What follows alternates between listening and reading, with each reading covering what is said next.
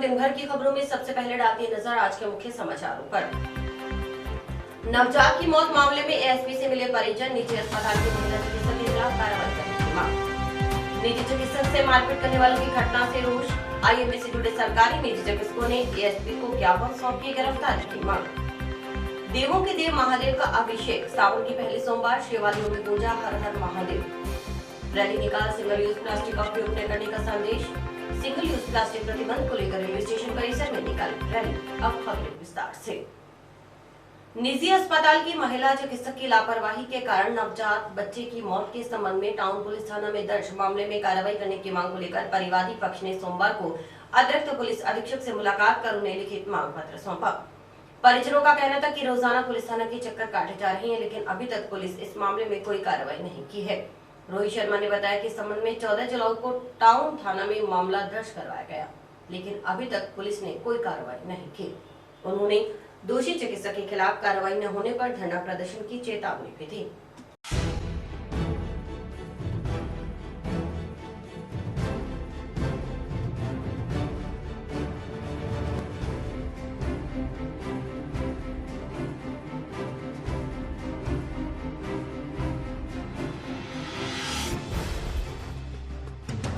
Chhabra hospital में patient को भर्ती किया गया।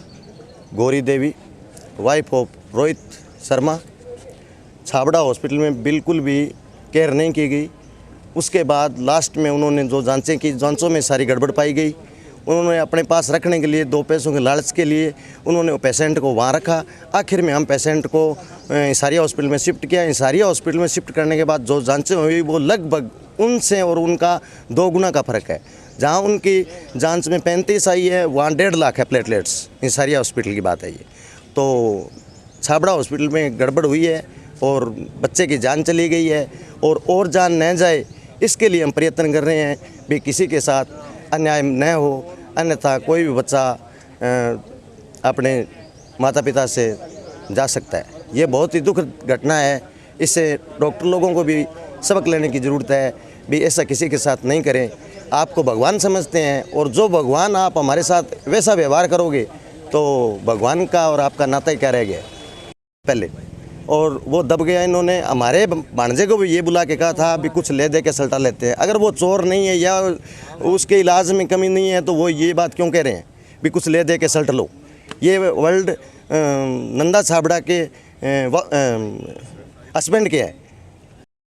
सर 13 तारीख को मेरे बच्चे की डेथ हुई थी छाबड़ा हॉस्पिटल की लापरवाही की वजह से, और उसके लिए अब तक पुलिस वालों ने कोई भी एक्शन नहीं लिया। पिछले 5 दिनों से हम उनके पास रोज़ जा रहे हैं, 4-4 घंटे बैठ के आ रहे हैं, लेकिन हमारी कोई सुनवाई नहीं हो रही है। इसके लिए आज हम एसएसपी साहब के पास आए थे अपनी फरियाद लेके, लेकिन उन्होंने अभी जो हमें इन्होंने बोला है कि अभी 4-5 दिन हमें और लगेंगे। मैं फ़ाइल मंगवा रहा हूँ और इसके ऊपर जो भी बनती कार्रवाई होगी हम ज़रूर करेंगे। सर नहीं करते हैं तो सर फिर हमें तो सर प्रशासन का ही दरवाज़ा खड़काना पड़ेगा या फिर हम धरना देंगे। टाउन के छाबड़ा हॉस्पिटल के संचालक डॉक्टर विजय छाबड़ा के साथ मारपीट करने के मामले में पुलिस की ओर से कोई कार्रवाई न किए जाने से चिकित्सक वर्ग में भी रोष है। मामले में आरोपियों के खिलाफ कार्रवाई करने की मांग को लेकर इंडियन मेडिकल एसोसिएशन से जुड़े निजी और सरकारी डॉक्टर्स ने सोमवार को एएसपी को ज्ञापन सौंपा। आईएमए अध्यक्ष डॉक्टर भवानी सिंह आर्यन के नेतृत्व में एएसपी से मिलकर बताया गया कि छाबड़ा हॉस्पिटल के संचालक डॉक्टर विजय छाबड़ा के साथ अस्पताल में 14 जुलाई को प्रसूता मरीज के परिजनों की ओर से मारपीट की गई और उनको धमकाया गया।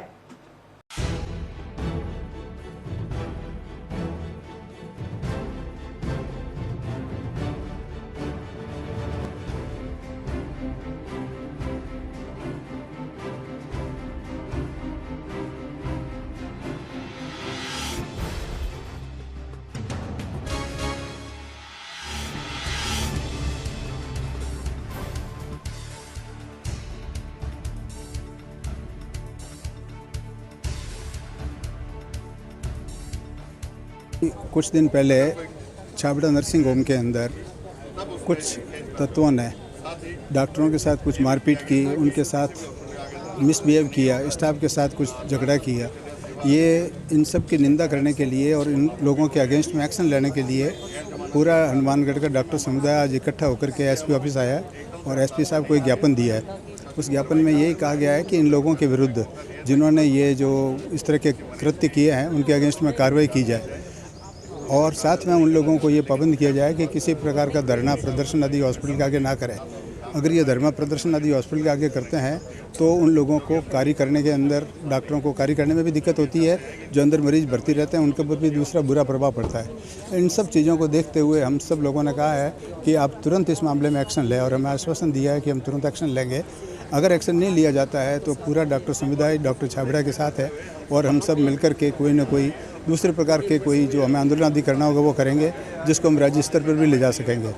यहाँ मैं ये बताना चाहूँगा कि पहले भी इस प्रकार की घटनाओं के कारण से ये जो अर्चना शर्मा का जो केस हुआ था उसके ऊपर कितना मानसिक दबाव पड़ा था, तो इस प्रकार अभी भी जो चिकित्सक हैं, पता नहीं अवसाद के अंदर कुछ घटना नहीं घट जाए, इससे पहले ही हम चाहेंगे कि वो इस प्रकार की कार्रवाई करें कि उचित कार्रवाई करके जो लोग जिन्होंने अपराध किया उनके अगेंस्ट में कार्रवाई की जाए। डॉक्टर छाबड़ा के साथ जो मारपीट हुई थी उनके अस्पताल में, उसके संबंध में एक एफआईआर दर्ज हो गई है हम डॉक्टर छाबड़ा की तरफ से, जो कि राजस्थान चिकित्सा परिचर्या सेवा अधिनियम के तहत और कुछ अन्य धाराओं में दर्ज हुई है। उसके बावजूद जो आरोपित हैं वो डॉक्टर छाबड़ा के हॉस्पिटल के सामने धरना लगा रहे हैं, उनको धमका रहे हैं, वहाँ पे पुतले चला रहे हैं, जिससे वो लोग बहुत ही डरे हुए हैं, मानसिक अवसाद में हैं, जिससे हमें डर लग रहा है कि दोबारा कहीं उस तरह की अनहोनी ना हो जाए जो अर्चना शर्मा प्रकरण में हुआ था। उसमें भी ये होता है चिकित्सक गलती ना होते हुए भी अवसाद में आ गए थे और उन्होंने आत्महत्या कर ली थी, जिससे हमें अपने एक साथी को खोना पड़ा था। इसलिए आज हम सब इकट्ठे होकर एसपी साहब को ज्ञापन देने आए थे। एसपी साहब को किसी ज़रूरी काम से जाना पड़ा तो हमें एडिशनल एसपी साहब जसाराम बोस जी मिले हैं, उनको हमने ज्ञापन दिया है कि जो मामला दर्ज हुआ है उसमें त्वरित कार्रवाई की जाए, आरोपितों को पाबंद किया जाए कि वो किसी तरह का धरना प्रदर्शन हॉस्पिटल के सामने नहीं करें, अनावश्यक दबाव नहीं बनाएं हमारे ऊपर, और हमें भयमुक्त वातावरण में काम करने दें ताकि बाकी मरीजों की जान खतरे में नहीं पड़े। और उनकी तरफ से जो भी केस दर्ज होता है उसमें जो नियमानुसार सुप्रीम कोर्ट के निर्देशानुसार जो नियम है उस नियम के अनुसार कार्रवाई करें। जसाराम बोस जी ने हमें आश्वस्त किया है कि 7 दिन के अंदर अंदर प्रभावी कार्रवाई करेंगे। अगर ऐसी कार्रवाई नहीं होती है तो संपूर्ण चिकित्सक समुदाय हनुमानगढ़ का आक्रोशित है। स्टेट लेवल पे भी बात हो गई है, वो भी हमारे साथ हैं। पहले हम आंदोलन करेंगे, संपूर्ण काम बंद करेंगे 7 दिन में अगर कार्रवाई नहीं हुई तो, अगर उसके बाद भी नहीं माने तो 2 दिन बाद राज्य स्तर पर काम बंद की कार्रवाई की जाएगी और इसकी सारी जिम्मेदारी प्रशासन की होगी। तो हमारा निवेदन है कि चिकित्सकों को भयमुक्त वातावरण में काम करने दें, ऐसा माहौल बनाएं ताकि वो आपकी जान बचा सके। जब एक डॉक्टर ने अपने यहाँ एडमिट ही नहीं किया, उन्होंने बोल दिया कि आप हायर सेंटर पे ले जाओ, मरीज़ ज़्यादा कॉम्प्लिकेटेड है, यहाँ पे पॉसिबल नहीं होगा, आप घर पे ले जाते हैं उसे, घर पे उसकी डिलीवरी होती है, घर पे बच्चेदानी फटती है, दूसरे हॉस्पिटल में ले जाते हैं, वहाँ चिकित्सक माँ की जान बचाता है, आप अगले दिन जाके उस हॉस्पिटल पे तोड़फोड़ करते हैं, मारपिटाई करते हैं जिसने आपको रेफ़र किया था। रेफ़र करना एक डॉक्टर की ड्यूटी है, अगर उसके बस का केस नहीं है तो उसने रेफ़र ही तो किया, अपने यहाँ कोई इलाज थोड़ी किया। और रेफ़र करने के बाद आपके पास टाइम था, आप जाते, आप 2 बजे वहाँ आए नहीं, सिर्फ रिपोर्ट लगे, रिपोर्ट देख के डॉक्टर ने बता दिया कि आप बड़ी जगह जाएँ। इसके लिए उस डॉक्टर की गलती कहाँ आ गई? खैर जो भी है ये सब इन्वेस्टिगेशन में आ जाएगा, जो भी गलती है उसके हिसाब से कार्रवाई करें। ये डराना, धमकाना, मारपिटाई करना, पुतले जलाना, ये काम नहीं करें ताकि बाकी मरीजों की जान पे नहीं बने। ग्राम पंचायत अमरपुरा थड़ी के चक 13 HMH के राजकीय उच्च प्राथमिक विद्यालय में DMFTP योजना के अंतर्गत चल रहे निर्माण कार्य में घटिया सामग्री इस्तेमाल करने का आरोप लगाते हुए ग्रामीणों ने सोमवार को निर्माण कार्य रुकवा दिया। ग्रामीणों ने गुणवत्ता युक्त सामग्री इस्तेमाल करने की मांग की। सूचना मिलने पर पंचायत समिति के AN मौके पर पहुंचे और ग्रामीणों से समझाइश की। इस दौरान मौजूद ग्रामीण राजेंद्र कुमार ने बताया कि विद्यालय परिसर में करीब 14 लाख रुपए की लागत से 2 कक्ष और बरामदे का निर्माण कार्य चल रहा है, लेकिन निर्माण कार्य में जमकर धांधली की जा रही है। नींव में बनाई गई दीवार की चौड़ाई कम रखी गई, जबकि ऊपर दीवार की चौड़ाई बढ़ा दी गई है ताकि यहाँ लगे कि नींव में भी इतनी ही चौड़ाई से और मजबूती से निर्माण हुआ है, लेकिन ऐसा नहीं हुआ। नींव की दीवार में सरिया भी 6 की जगह 2.5 से 3 सूत लगाया जा रहा है। 13 HMH का ये ग्राम पंचायत अमरपुरा थेड़ी का ये स्कूल है। इसके अंदर क्या है कि 2 कमरे 1 बरामदा बनाने के लिए पारित हुआ है, लेकिन इसके अंदर हमने आके देखा तो इसकी नीम है, जो नीम के अंदर धांधलेबाजी की गई है। नीचे से इसको पतला गया है नीम को और ऊपर से चौड़ा किया गया है ताकि नीचे ऊपर से चौड़ी दिखे और नीचे से भी चौड़ी दिखे। और सरिया भी इसके अंदर जहाँ पे 6 सूत का लगता है वहाँ पे 3 सूत या 2.5 सूत का सरिया लगाया हुआ है, ठीक है। और जो ग्रिट का माल इसके अंदर गिर रहा है उसके अंदर भी सीमेंट का तो नाम ही नहीं है, रेता लगा लगा के उसको सरिये के लेंटर भरा जा रहा है इसके अंदर, टिब्बे वाली मिट्टी डाल डाल के। ठीक है, तो हमने इसका विरोध किया है, अय्यन साहब से पूछा गया तो अय्यन साहब तो कहते हैं भाई सरिया तो यही लगेगा इसके अंदर। और ये बिल्डिंग है जो बिल्कुल भी अच्छी नहीं बनी है, बहुत ही धांधलेबाजी की गई है। हमारा तो यही है भाई इसको अच्छी तरह से तोड़ के दूसरी बार बनाया जाए इसको। कृष्ण ने कहा कि निर्माण कार्य में धांधली कर नौनिहालों के जीवन से खिलवाड़ किया जा रहा है। उन्होंने कहा कि 2 की जगह चाहे एक ही कक्ष का निर्माण हो, लेकिन गुणवत्ता का पूरा ध्यान रखा जाए। हमने आप आगे यहाँ पे काम देखा तो इसके अंदर कोई भी काम जायज़ नहीं हो रहा। जो ग्रिट डाल रहे हैं, वो जो सड़क बनती है ना, वो साइज की ग्रिट है, वो पीछे पड़ी आपने देख ली। ठीक है, नीम डाली हुई है, नीम अपने नीचे से चौड़ी बनाते हैं, इसमें क्या किया है, नीचे से पतली बना के ऊपर चौड़ी कर दी और उसको मिट्टी से ढक दी वो नीचे वाली को, ताकि वो दिखे नहीं। हमने खोद के दिखाई, आपको दिखाई है। और वो ये सरिया जो 6 सूत का होता है, इन्होंने 3 सूत यहाँ 3 सूत का होगा, 3 सूत लगा रखा है। और इसके ऊपर अपने एक आदमी ऊपर चढ़ता है तो ये नीचे बैठता है सरिया। अभी बैठ रहा है तो इसके ऊपर बिल्डिंग कैसे खड़ी होगी भाई? 2 कमरे और बरंडा इसके ऊपर कैसे खड़े होंगे? आज इसके अंदर 100 बच्चे बैठेंगे बनने के बाद, और 1 साल 6 महीना 2 साल में दुर्घटना होगी तो इसका कौन जिम्मेवार होगा? अपना तो यही कहना है, काम हो चाहे कमरा एक ही बने, जैन बने, बढ़िया बने, कोई बात नहीं, हमें कोई ऑब्जेक्शन, हमें ऑब्जेक्शन यही है इसको तोड़ के दोबारा बनाया जाए सही ढंग से। और ये हम नहीं बनने देंगे सर, ये बनने इस मटेरियल में हम बनने देंगे, बिल्कुल नहीं बनने देंगे। हमने तो यहाँ देखा तो पूरी तरह इसको मिट्टी मिला रहे थे और सीमेंट बिल्कुल भी नहीं था, कच्चा था। इनको एक बार मना भी किया, जबरदस्ती इन्होंने फिर भी डाल दिया। निर्माण कार्य रुकवाने की सूचना मिलने पर मौके पर पहुंचे सहायक अभियंता सोहनलाल जाखड़ ने भी स्वीकारा कि कार्य सही नहीं हुआ। उन्होंने बताया कि बीम में बड़ी ग्रिड का इस्तेमाल किया गया, जबकि ऐसा नहीं किया जाता। बीम को तुड़वाकर सही कार्य करवा दिया जाएगा। साथ ही कहा कि 8 mm के सरिया की जगह 6 mm का सरिया डाला गया, इसके लिए ठेकेदार को पाबंद कर दिया गया है। 8 mm का सरिया डलवाकर निर्माण कार्य शुरू करवाया जाएगा। ये यूपीएस 13 HM स्कूल है जी, और ये DMFT योजना के अंतर्गत कमरे बन रहे हैं। इसमें क्या कुछ बनेगा सर, कितनी लागत से? ये 2 कमरे हैं जी, और इनकी लागत है 14 लाख, QC वगैरह सब मिल के 14 लाख रुपये है। तो ये ग्रामीण किस चीज़ के लिए विरोध कर रहे हैं? ये ग्रामीण जो ऊपर वाला अपना बीम है ना, तो इसमें इन्होंने गलती कर दी, बड़े वाली ग्रिड डाल दी, जबकि वो डलती नहीं उसमें जी। तो इसको अब तोड़वा के और दोबारा इसको सही करवा दें। सरिये पे भी सवाल उठाया? हाँ, सरिया जो बीच वाला है ना, वो 8 mm का जो रिंग होते हैं वो ये 8 mm के होते हैं। हाँ, तो ये 8 mm के डालने चाहिए, इन्होंने 6 mm के डाल दिए। तो इनके बीच में एक 8 mm का वो डलवा के और इसको सही करके फिर काम दोबारा शुरू करें। न्यू भी नीचे से पतली डाल के ऊपर? हाँ, एक जो बीच वाली न्यू है वो भी गलत है, तो वो भी दोबारा उसको उखाड़ के सही करके फिर ही उसके बाद DPC बीम लगाएंगे। मॉनिटरिंग तो करते हैं सर। कल जैसे कोई ऑफिस में अचानक कोई काम हो जाता है ना, तो फिर स्कूल वाले जिस शनिवार को जैसे स्कूल लगा होता है, तो स्कूल वालों को बता देते हैं थोड़ा ध्यान रखना, और गांव वालों को भी कहते हैं भी आके थोड़ा ध्यान रखना। राज्य जीव जंतु कल्याण बोर्ड अध्यक्ष KC बिश्नोई सोमवार को हनुमानगढ़ पहुंचे। यहां सर्किट हाउस में उन्होंने पत्रकार वार्ता का आयोजन करते हुए राज्य सरकार की ओर से जीव जंतु कल्याण के लिए राज्य सरकार की ओर से किए जा रहे महत्वपूर्ण कार्यों और योजनाओं की विस्तार से जानकारी दी। प्रेस वार्ता में बिश्नोई ने बताया कि राज्य सरकार की ओर से गौशालाओं को गोवंश के भरण पोषण के लिए दी जाने वाली अनुदान सहायता अवधि को बढ़ाकर 180 के स्थान पर 270 दिवस किया गया है। वहीं मार्च 2022 तक जिले की 212 पात्र गौशालाओं को 33 करोड़ 34 लाख 82 हजार 169 रुपए की राशि का भुगतान सीधे गौशालाओं के खातों में सरकार कर चुकी है। वहीं जिला स्तरीय नंदीशाला स्थापना के लिए जन सहभागिता योजना के तहत आधारभूत संरचना के लिए 50 लाख रुपए के निर्माण कार्य करवाया जा चुका है।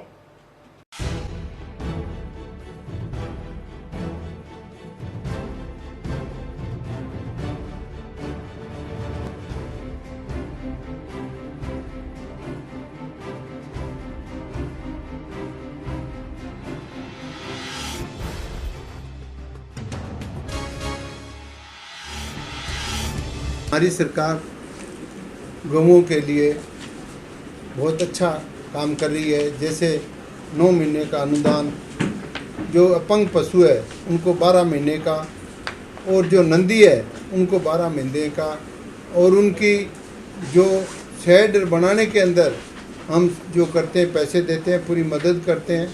और हम राजस्थान में गौशालाएं ऐसी बढ़िया बनाएंगे जहाँ हिंदुस्तान में कोई भी स्टेट में नहीं मिलेगी, राज भी नहीं है।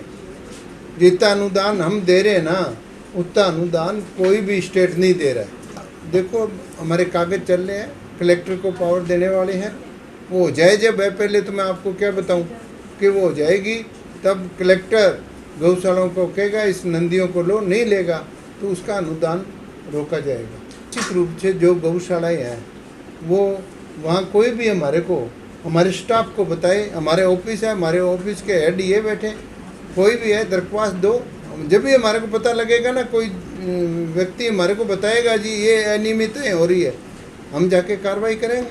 हाँ, एम्बुलेंस हम प्रति ब्लॉक पर एक एम्बुलेंस, बड़ा ब्लॉक है उसमें 2 एम्बुलेंस, जिसमें ड्राइवर होगा, जिसमें डॉक्टर होगा, जिसमें कंपाउंडर होगा और दवाई होगी। जब भी जहाँ फ़ोन आएगा तो वो उस गांव में जाएगी और पशु को देखेगी, अगर हॉस्पिटल में लाना होगा तो हॉस्पिटल में लाएगी। महिला थाना में 2019 में दर्ज हुए दुष्कर्म के एक मामले में सुनवाई करते हुए सोमवार को एडीजे प्रथम न्यायाधीश ने अपना फैसला सुनाया। न्यायाधीश पलविंदर सिंह ने आरोपी सतविंदर सिंह को आरोपी करार देती हुई आईपीसी की धारा 376(2) के तहत 10 साल कैद व 5,000 रुपए जुर्माना, आईपीसी की धारा 450 के तहत 7 साल कैद और 5,000 रुपए जुर्माना व धारा 417 के तहत 1 साल की कैद और 2,000 रुपए जुर्माने की सजा सुनाई है। जुर्माना अदा न करने की दिशा में 2 माह का अतिरिक्त कारावास दिए जाने का निर्णय भी न्यायाधीश की ओर से दिया गया। मामले की पैरवी लोक अभियोजक रिशपाल चहल ने की।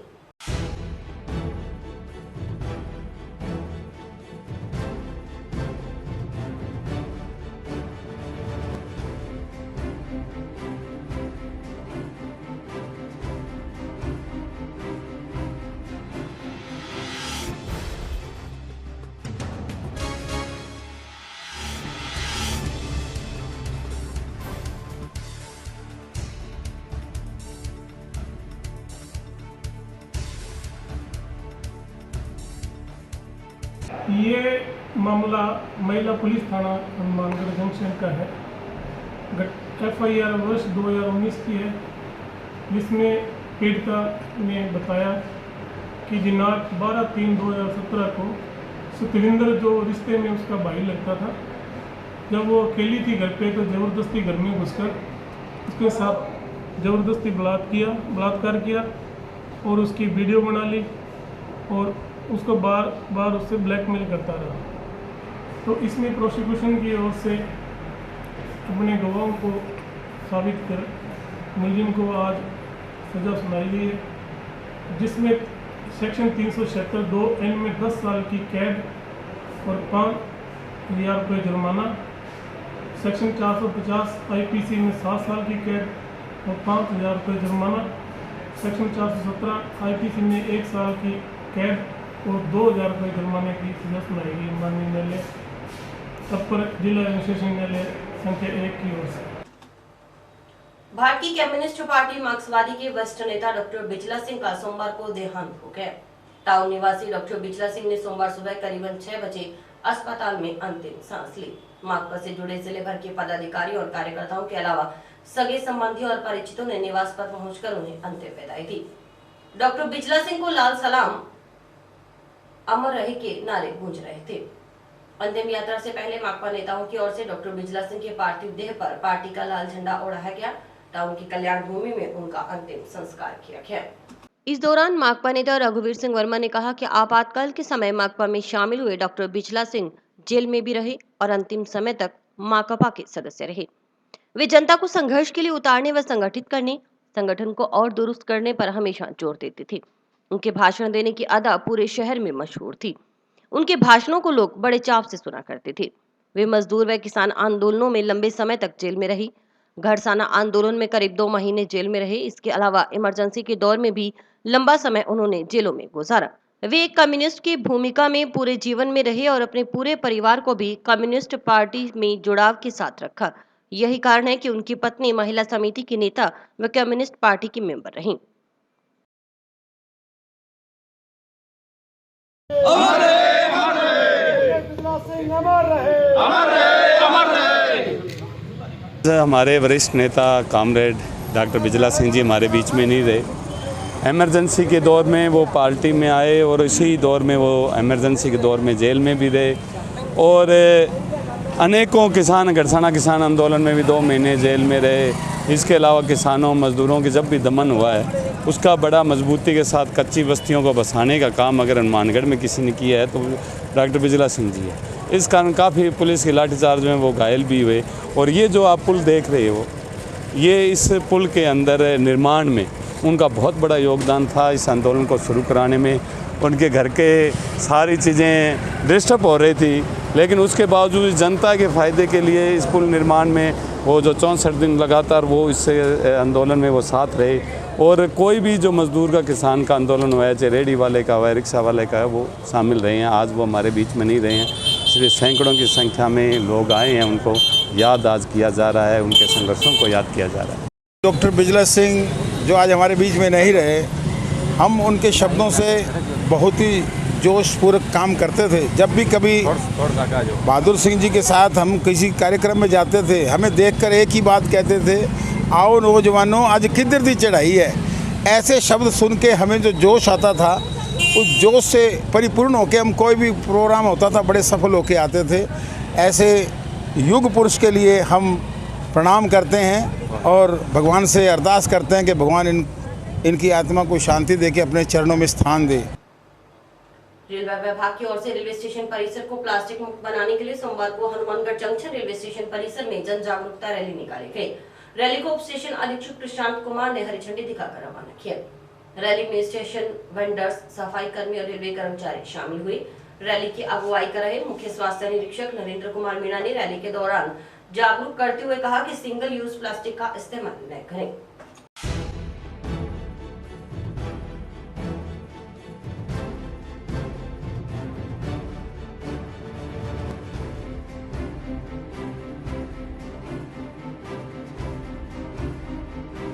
प्लास्टिक का उपयोग ना करें। प्लास्टिक हमारे पर्यावरण को नुकसान पहुंचाता है। सरकार द्वारा सिंगल यूज प्लास्टिक पर प्रतिबंध लगाए। जब भी अपने घर से निकले तो कपड़े का थैला लेकर निकले और प्लास्टिक की थैलियों को इधर उधर ना फेंके। प्लास्टिक एक चुनौती है और हम सभी को एक जन सहभागिता से इस प्लास्टिक की चुनौती से मुक्त होना है।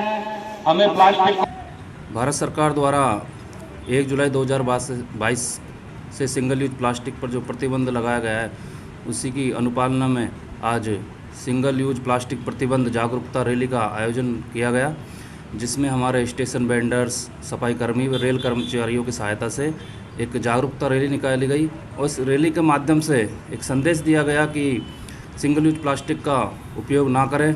घर से अपना जब भी निकलें, कोई ख़रीदारी करने जाएं या घर से अपना जब भी कोई सामान लेना तो कपड़े का थैले का प्रयोग करें, क्योंकि प्लास्टिक एक चुनौती बनकर उभर रहा है और इस प्लास्टिक से हमें मुक्त होना ही होगा। क्योंकि हम थैलियों को यूज करके इधर उधर फेंक देते हैं तो ये सब नालियों में जाती है, हमारी सीवर लाइनें चौकअप होती है तो पानी का बहाव भी अवरुद्ध होता है। और हमें देश को प्लास्टिक मुक्त करने का संकल्प लेना होगा। और हम आपके चैनल के माध्यम से यात्रियों से अपील करते हैं कि स्टेशन पर गंदगी ना फैलाएं, स्टेशन को साफ़ सुथरा रखने में हमारी सहायता करें, कचरे को डस्टबिन में ही डालें और गंदगी अगर कोई यात्री फैलाता है तो उस पर जुर्माना भी किया जाता है। जंक्शन की कैनाल कॉलोनी में स्थित महात्मा गांधी राजकीय विद्यालय अंग्रेजी माध्यम में सोमवार को जिला पुलिस अधीक्षक के निर्देशानुसार आत्मरक्षा प्रशिक्षण कार्यक्रम आयोजित किया गया। शिविर में पुलिस विभाग की कांस्टेबल इंदिरा ने विद्यालय में अध्ययनरत बच्चियों व अध्यापकों को आत्मरक्षा करने के गुर सिखाए। उन्हें आपात स्थिति में सेल्फ डिफेंस के तरीके बताए गए। कार्यक्रम में बच्चियों को किसी अनजान व्यक्ति की ओर से अपने कब्जे में लेने, बहला फुसलाकर अपने साथ ले जाने की कोशिश करने पर किस तरह अपना बचाव करना चाहिए और क्या सावधानी बरतनी चाहिए, इसकी जानकारी दी गई।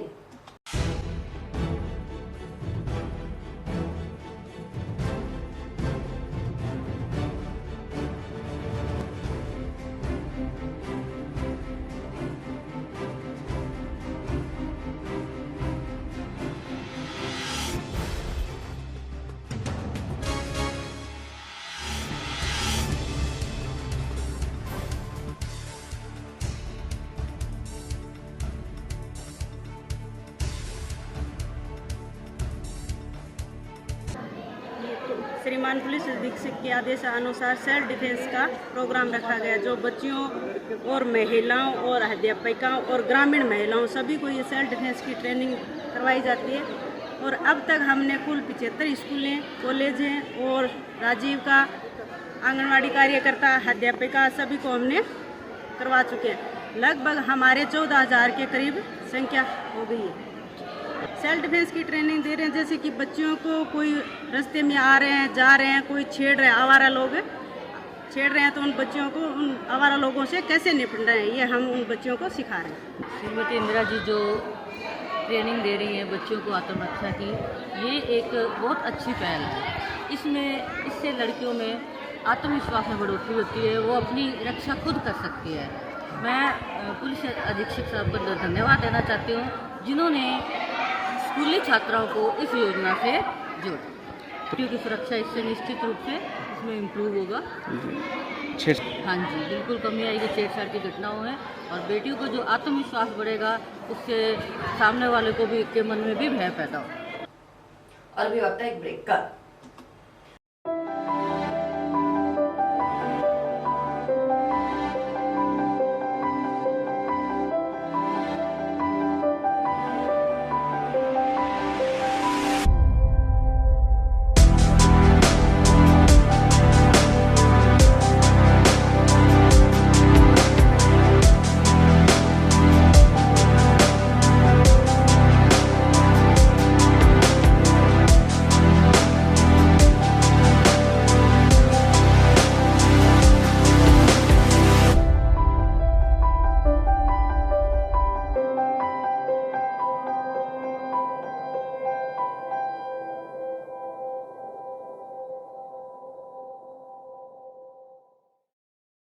जंक्शन के Guru Harikrishna public senior secondary school में सोमवार को निःशुल्क नेत्र जांच शिविर आयोजित किया गया। राष्ट्रीय युवक परिषद की ओर से आयोजित शिविर में विद्यालय के करीब 300 छात्र छात्राओं की आंखों की जांच की गई और देखभाल के सुझाव दिए गए। शिविर में डॉक्टर मनीष शर्मा ने छात्र छात्राओं की आंखों में देखने की क्षमता की जाँच के दौरान जिस छात्र में जो दृष्टि दोष पाया गया उस हिसाब से चश्मे का सुझाव देते हुए उनकी रिलायंस के नंबर की जानकारी भी दी। खास बात यह कि शिविर में जांच करवाने वाले करीब 50% बच्चों की आंखों में दृष्टि दोष पाया गया।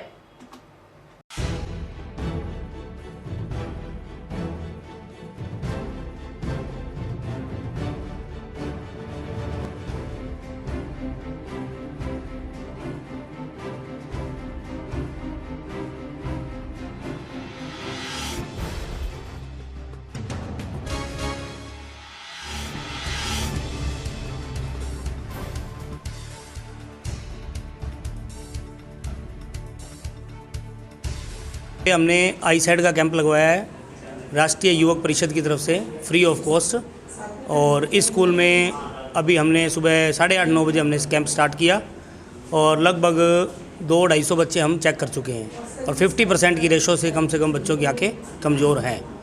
40% तो बच्चों के लगा ही हुआ है चश्मा पहले, जिनके नहीं लगे हुए थे उनमें 50% की एवरेज चल रही है। और बच्चे बिल्कुल भी अपना ध्यान नहीं दे रहे हैं खाने पीने का बिल्कुल, क्योंकि इसके अंदर आँखों के लिए सबसे ज़रूरी है कच्ची सब्जी, हरी सब्जी, कच्चा सलाद, ये, और ये आजकल के बच्चे बिल्कुल अवॉइड कर रहे हैं। हम पूछ भी रहे हैं बच्चों से, बच्चे मना कर रहे हैं मुंह पे।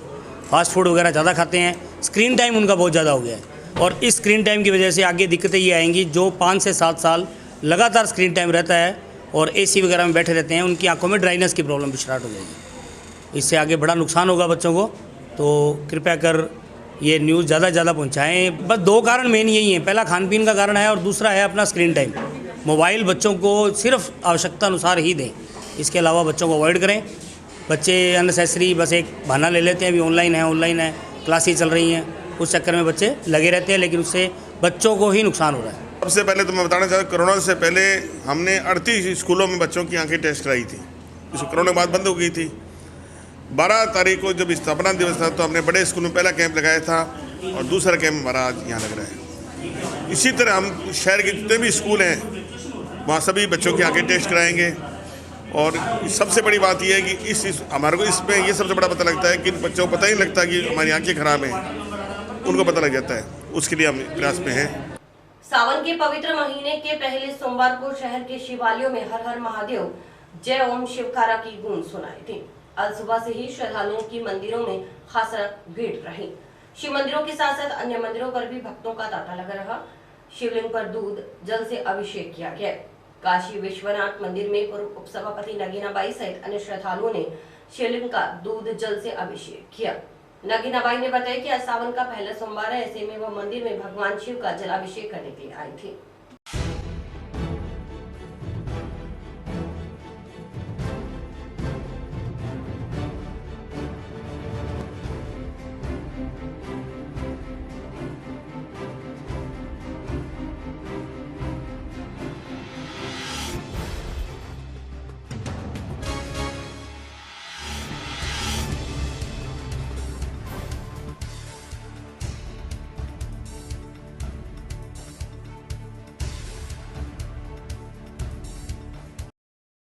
आज बहुत ही एक अच्छा खुशी का दिन है कि सावन का पहला सोमवार है और यहाँ नीलकंठ महादेव मंदिर में कल्याण भूमि में आकर के सभी भक्तों ने पूजा की है। और शिव शंकर भगवान इतने दयालु है कि सबसे भोले भगवान है शिव शंकर। तो आज के दिन जैसे पहला सोमवार है सावन का, इसमें शिव जी की पूजा होती है। बेलपत्र वगैरह, फूल वगैरह, दूध, दही, गंगा जल चढ़ा करके शिव जी की पूजा की जाती है। तो मैंने भी यहाँ पूजा की है शिव जी की और शिव शंकर से ये प्रार्थना की है, दुआ की है कि हमारे सभी को, शहरवासियों को, जिलेवासियों को तंदुरुस्त रखे, सुख शांति रखे, कृपा बनाए रखे। और इसी के साथ समाचार समाप्त हुए। रोजाना देखते रहिए समाचार। नमस्कार।